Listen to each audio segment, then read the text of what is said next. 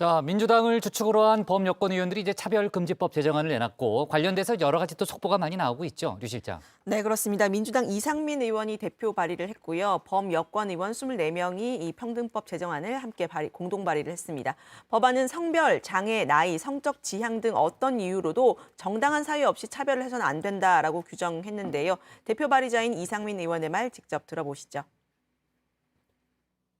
치열한 공론화 과정을 통해서 당론으로 되도록 하고 또 국회에서도 절대다수의 동의를 얻어서 기필코 빠른 시일 내 이를 관철하도록. 네, 이 기필코라는 말이 눈에 띄는데요. 차별금지법은 지난 2006년에 노무현 정부 시절에 처음 정부 입법이 추진됐습니다. 그 이후에 국회에서 수차례 법안이 발의가 됐지만 보수 야당과 보수 기독교계의 반발로 끝내 통과되지 못했습니다. 지난해 6월 정의당 장혜영 의원도 차별금지법을 발의한 상태입니다. 네, 이번에 이제 평등법이란 이름이 붙었는데 평등법 발의를 놓고서도 지금 이제 반발이 거세다는 거죠? 네, 이번 법안을 대표 발의한 이상민 의원에게 말 그대로 문자 폭탄이 날아들고 있다고 합니다. 기독교인 박해법이다, 이슬람의 나라를 팔아먹는 행위다라는 문자가 쏟아진다고 하고요. 또 이번 발의에 참여한 민주당의 한 의원은 당신의 가정에도 성소수자가 들어올 수 있다, 이런 문자를 하루에 적어도 한 50통 이상은 받는다고 합니다. 아, 그 정도예요? 네, 또 지난해 6월이었죠. 차별금지법을 대표 발의했던 정의당 장혜영 의원.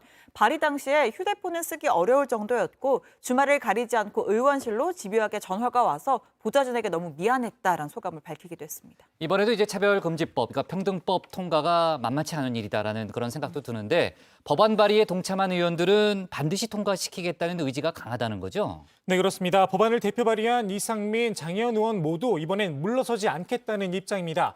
과반 의석을 확보하고 있죠. 민주당의 분위기도 긍정적입니다. 당 지도부는 당론으로 채택해달라는 법안 발의 의원들의 요청에 당내 의견을 모으겠다, 이런 입장을 밝혔습니다.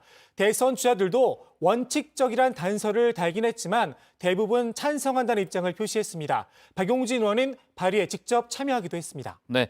반면 야당인 국민의힘 쪽은 지금 시기상조라는 그런 입장을 나타내고 있죠? 네, 그렇습니다. 이준석 대표는 지금은 시기상조라고 선을 그었습니다.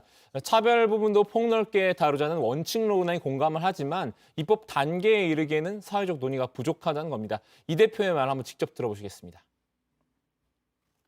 기독교적인 관점이나 이런 걸 가진 분도 있고 해가지고 그게 혼재되어 있어요. 예를 들어 제가 미국에서 이제 교육받고 이럴 때는 보면은 동성애와 동성혼 같은 것도 상당히 구분되어서 이제 다뤄지고 있는데 우리나라에서는 상당히 혼재되어 있고 이러다 보니까 아직까지 입법의 단계에 이르기에는 사회적 논의가 부족하다 이런 생각 갖고 있고요.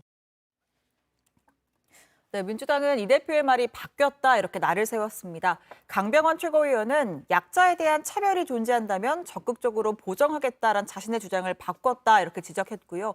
정의당 장혜영 의원도 남성이 차별받으면 안 되듯 동성애자도 양성애자도 트랜스젠더도 차별받으면 안 된다라는 공정의 원칙을 지키라, 이렇게 압박했습니다. 네.